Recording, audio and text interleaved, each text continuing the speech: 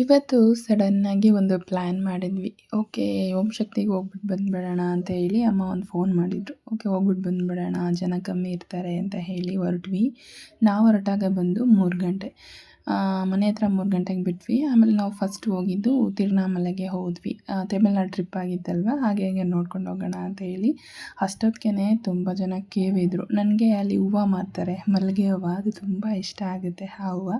ಅದನ್ನು ಇಸ್ಕೊಂಡು ಮತ್ತು ಎಲ್ಲರೂ ತಲೆಗಳಲ್ಲಿ ಮುಡ್ಕೊಂಡು ಹೋದ್ವಿ. ನೆಕ್ಸ್ಟ್ ಬಂದುಬಿಟ್ಟು ಇಲ್ಲೆಲ್ಲ ತುಂಬ ಪೀಸ್ಫುಲ್ಲಾಗಿತ್ತು, ಹಾಗೆ ನೋಡೋದಕ್ಕೆ ಅಷ್ಟೇ ಖುಷಿಯಾಗಿತ್ತು. ಬೆಳಗ್ಗೆ ನೋಡಿ 6 ಗಂಟೆ ಟೈಮು ಯಾವ ಥರ ಇದೆ ಅಂದರೆ ಏನೋ ನಾವು ಇರೋ ಒಂದು ದೊಡ್ಡ ಅನುಭವ ನಮಗೆ ಸಿಕ್ದಂಗೆ ಆಗುತ್ತೆ. ಮತ್ತು ಅಲ್ಲಿ ಎಷ್ಟು ಗೋಪುರಗಳಿದೆ, ನಾವು ಯಾವ ಸೈಡ್ ಹೋಗ್ತೀವಿ ಯಾವ ಸೈಡ್ ಬರ್ತೀವಿ ಅಂತಲೇ ಗೊತ್ತಾಗೋದಿಲ್ಲ.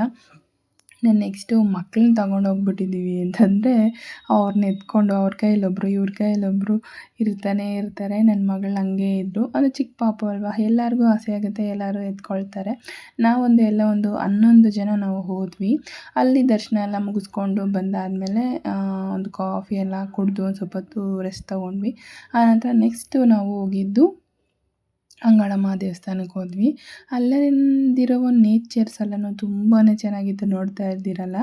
ಇಲ್ಲಿ ನಾವು ಅದನ್ನು ಹಾವು ಅಂತ ನೋಡಿ ಭಯಪಟ್ವಿ. ಅದು ದೇವಸ್ಥಾನ ಒಳಗಡೆ ಆ ಥರ ಇತ್ತು. ಆಮೇಲೆ ನೋಡಿದ್ರೆ ಅದು ಇಲಿ ಅಂತ ಗೊತ್ತಾಯಿತು.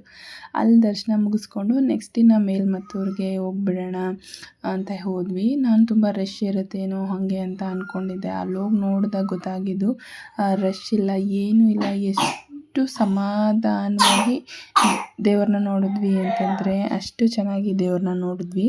ದರ್ಶನಗಳು ಅಷ್ಟೇ ಚೆನ್ನಾಗಿ ಆಯಿತು. ಆನಂತರ ಒಂದು ಹೋಟೆಲ್ ಹತ್ರ ಹೋದ್ವಿ. ಅಲ್ಲಿ ಊಟ ಎಲ್ಲ ಮುಗಿಸ್ಕೊಂಡು ಅಲ್ಲಿ ಒಂದು ಸ್ವಲ್ಪ ಪರ್ಚೇಸಿಂಗ್ ಎಲ್ಲ ಮಾಡಿಕೊಂಡು ಆನಂತರ ನಾವು ನೈಟು ಬಂದುಬಿಟ್ಟು ಒಂದು 5 ಇಲ್ಲ 6 ಗಂಟೆ ಟೈಮ್ ಅಂದ್ಕೊಳ್ತೀನಿ. ಆ ಟೈಮ್ಗೆ ನಾವು ಕಾಲಭೈರೇಶ್ವರ ದೇವಸ್ಥಾನಕ್ಕೆ ಹೋದ್ವಿ. ಅಲ್ಲಿ ಕೆಲವೊಂದೆಲ್ಲ ದೇವಸ್ಥಾನ ಇತ್ತು, ನೋಡ್ತಾ ಇರ್ಬೋದು ಎಷ್ಟು ಟಯರ್ಡ್ ಆಗಿಬಿಟ್ಟಿದೆ ಅಂತ ಹೇಳಿ.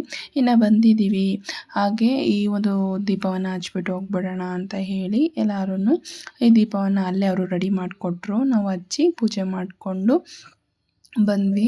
ಇಲ್ಲೆಲ್ಲ ಫುಲ್ಲು ಇಬ್ಬರೇ ನಾಯಿಗಳೇ ಇತ್ತು. ಕಾಲಭೈರೇಶ್ವರ ದೇವರಿಗೆ ತುಂಬ ಇಷ್ಟ ಆಗುತ್ತೆ ಅಲ್ವಾ.